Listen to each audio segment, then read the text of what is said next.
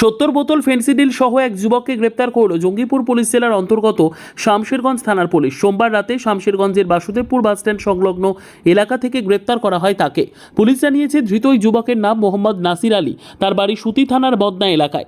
বাইকে করে ফেন্সিডিলগুলো নিয়ে যাচ্ছিল ওই যুবক। তখনই সন্দেহাতীতভাবে নাকা করার সময় ধরা পড়ে সে।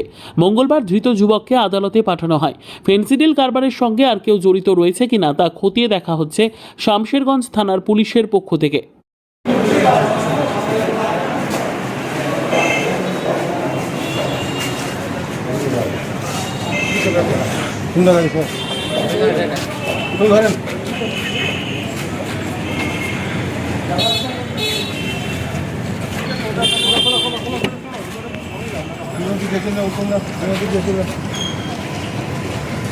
আরে আজাদকে বললে হবে না, আজাদকে বললে না বলবো, আজাদকে বলে এরকম হচ্ছে।